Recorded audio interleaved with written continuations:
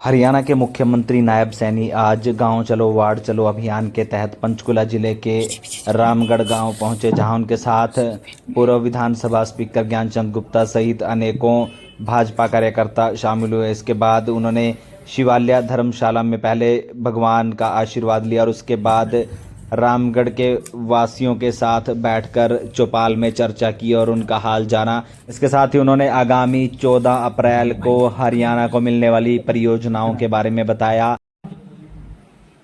आज इस कार्यक्रम में मैं बहुत ही स्वागत करता हूं, दिल से धन्यवाद करता हूं, क्योंकि ये कार्यक्रम कल ही फाइनल हुआ। सारा गांव आज यहाँ उपस्थित है और मुझे खुशी है कि आज रामगढ़ में जो पार्टी द्वारा अभियान चलाया गया है उस कार्यक्रम के निमित्त मुझे आपके बीच में आने का अवसर मिला। आदरणीय मोदी जी की और पार्टी की सोच रहती है कि चुनाव है या चुनाव नहीं है। कई तो ऐसे लोग जब चुनाव की रणनीति बन जाएगी फिर लवाएंगे कभी लवाना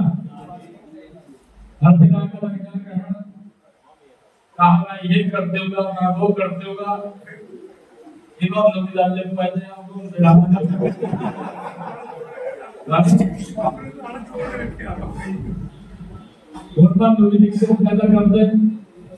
करते पूरी और लगाने पड़ा।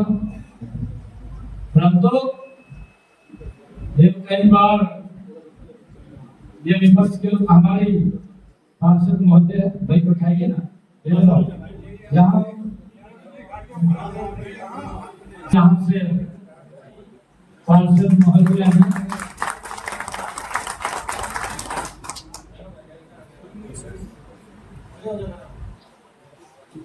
परमजीत सैनी जी, इनका भी मैं स्वागत करता हूँ, क्योंकि यहाँ आने का मुझे अवसर मिला है। ये गांव चलो अभियान की जो पार्टी की सोच है कि गांव की कोई समस्याएं, गांव का कोई कार्य या किसी का कोई विषय हुआ हमारे ध्यान में आ जाए। आज पूरे प्रदेश के अंदर पार्टी के हर गांव बूथ के अंदर कोई न कोई व्यक्ति वहां पर लोगों के बीच में है, लोगों से डायरेक्ट तालमेल में है, क्योंकि कोई समस्या नहीं होनी चाहिए, कोई दिक्कत नहीं होनी चाहिए। जब हम देखते हैं पिछले 10 वर्षों में मोदी जी के नेतृत्व में जो काम हुए हैं, भाइयों मुझे ध्यान में है, सड़क तो ये नहीं होती, परंतु ये नहीं पता चला था काम कहाँ गया। परंतु आज ये परिवर्तन नरेंद्र मोदी जी के 10 वर्षों में आया है। यहाँ एक बड़ा बदलाव अपनी आंखों से नजर आ रहा है। परंतु विपक्ष के लोग नहीं और कुछ फंसा वो पवित्र संविधान की लाल बस की बैठा खड़े हो गए। मूर्ति है क्या कार्य संविधान खत्म हो जाएगा, हमारे आदमी बोले कभी खत्म हो जाए बात में कोई बात नहीं। परंतु मैं ये कह रहा हूँ आप लोगों को बात मत करना चाहिए किसी मैंने भूख गया मुझे मौका आप लोगों को मिल रहा है। पहली बार आप लोगों को मौका था, हरियाणा के लोगों ने मन बनाया है कि नॉन स्टॉप तीसरी बार भारतीय जनता पार्टी की सरकार। परंतु कोई बात नहीं, ये मौका मिल रहा है बात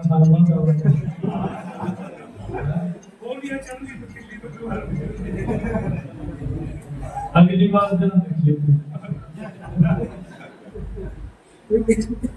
और आप लोगों को एक विश्वास में दिलाता हूं, ये ट्रिपल इंजन की सरकार है। मोदी जी के नेतृत्व वाली सरकार है, कोई कोई कसर नहीं छोड़ेंगे। फिर गुना करके से काम होगा।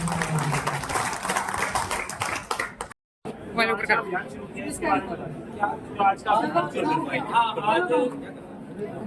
जनता पार्टी द्वारा गांव चलो वार्ड चलो अभियान के निमित्त आज मुझे पंचकुला जिले के रामगढ़ गांव में आने का मौका मिला है। सबसे पहले मैं शिवालय मंदिर में वहां पर हमने स्वच्छता अभियान चलाया। स्वच्छता अभियान के बाद हमने वहाँ पूजा अर्चना भी की है। पूजा अर्चना के बाद हमने गांव के लोगों से बातचीत, चौपाल पर मीटिंग की है। अभी आपके सामने उस चौपाल के अंदर में बैठ रहा हूँ। और इसके बाद हम यहाँ के हमारे जो बूथ समिति के कार्यकर्ता हैं, कार्यकर्ताओं से मिलने का हमारा कार्यक्रम है। और बूथ समिति के बाद हम एक हमारा जो आंगनवाड़ी केंद्र है और एक हमारा जो डिस्पेंसरी CSC सेंटर है उसमें भी जाने का कार्यक्रम है। लगातार के ये कार्यक्रम गांव के अंदर है। लगभग 4-5 घंटे आज हर गांव के अंदर हमारा भारतीय जनता पार्टी का नेता कार्यकर्ता आज वहां पर उपस्थित है। और इसके तहत सरकार ने जो डबल इंजन सरकार ने काम किए उन कामों के बारे में लोगों से चर्चा करनी, लोगों की कोई समस्या गांव की तरफ से आती है उसको लेकर के उसका समाधान करना, इस कार्यक्रम का मुख्य उद्देश्य ये।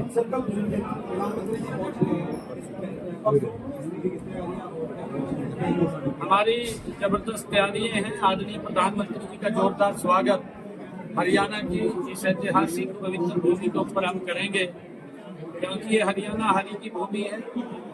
यहाँ आदरणीय प्रधानमंत्री जी का जोरदार स्वागत और भारत रत्न बाबा साहेब भीमराव अम्बेडकर जी की जयंती के अवसर के ऊपर हरियाणा विकसित हो, हरियाणा गति से आगे बढ़े। 2 बड़ी परियोजनाओं हरियाणा को देने के लिए आ रहे हैं। एक महाराजा अग्रसेन एयरपोर्ट, उसका कल उद्घाटन होगा। और चौधरी दीनबंधु छोटूराम जी थर्मल पावर यमुनानगर में एक सुपर ग्रीटी का 800 मेगावाट यूनिट का शिलान्यास करेंगे। आने वाले समय में उसका बड़ा लाभ दोनों का हरियाणा के लोगों को मिलेगा और हरियाणा भी उस विकसित भारत में एक मजबूती से आगे बढ़ेगा। आदरणीय प्रधानमंत्री जी के सपने को पूरा करने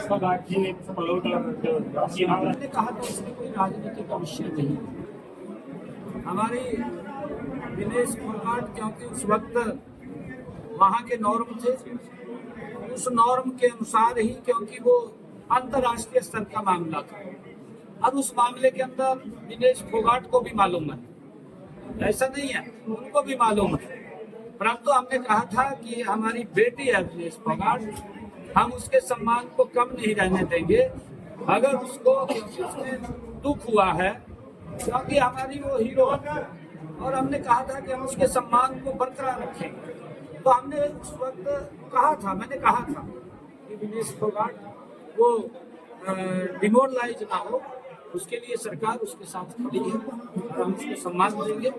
और सम्मान हमने कहा है हम देंगे, कोई ऐसी बात नहीं। आज वो विधायक बनी है, सरकार ने पूछा है क्योंकि उसमें कई चीजें होती है। सरकार ने कहा है कि इनमें से कौन सा वो लेना चाहे वो बता दें, उसके लिए बाकी कुछ नहीं है, हम देने के लिए तैयार। सर, लिंगानुपात में बहुत कमी आई है। मैंने कहा है कोई कमी नहीं आई है, आप पूरे से पूरे आंकड़े दिखाइए उठा करके। कमी 2014 से पहले थी, 2014 के बाद हमने गति से उसके ऊपर काम किया है। आदरणीय मोदी जी ने जो बेटी बचाओ बेटी पढ़ाओ का अभियान इस पवित्र भूमि से छेड़ा था, उस अभियान के कारण लाखों बेटियों को जीवन मिला है। ये आप अपने उस रिपोर्ट के अंदर दिखाइए, कब कम हुआ है, कब वो कैसे कैसे बढ़ा है। अगर कोई कमी भी आई होगी उसके पीछे जरूरी नहीं, क्योंकि ये प्राकृतिक सारा का सारा है, उसके अंदर आपने बताना चाहिए। परंतु इस प्रकार का एक लगातार दुष्प्रचार करना, क्योंकि हमारी सरकार इस प्रकार के काम अगर कोई करता उसमें शामिल होता है तो सख्ताई से उसके खिलाफ कार्रवाई करने के लिए कटिबद्ध है। और हम कार्रवाई कर रहे हैं, यहाँ नहीं कर रहे, हम बॉर्डर क्रॉस करके भी कार्रवाई करते हैं। सीएम साहब, इसी से जुड़ा है कि एक नई पहल करने वाली है सरकार लिंगानुपात को बढ़ाने के लिए सहेली नाम से महिला बाल विभाग भी कर रहा है और साथ ही साथ हमारा स्वास्थ्य विभाग भी कर रहा है। इसको लेकर क्या? नहीं, बिल्कुल हमने कई रचना योजना उसके अंदर बनाई है और हमने अभी पंचायती राज दिवस के अवसर के ऊपर हम सरपंचों को भी बुलाने वाले हैं और हम उनको कुछ टारगेट देने वाले हैं। उसको वो टारगेट देंगे आपके सामने है। उसके अंदर हमने ये भी कहा था कि जो हमारी महिला सरपंच हैं, हमारी वो हर सरपंच गांव के अंदर बेटी बचाओ बेटी पढ़ाओ की ब्रांड एम्बेसडर है, क्योंकि उनके गांव के अंदर जब हमारी बेटी सरपंच है गांव की, तो उसकी जिम्मेवारी भी बनती है कि गांव में इस प्रकार की कुप्रथा नहीं होनी चाहिए, उसको समाप्त करना चाहिए, वो उसका ध्यान रखेगी। उसके लिए हमने उसको तारीफ दी है, उसको सम्मान किया।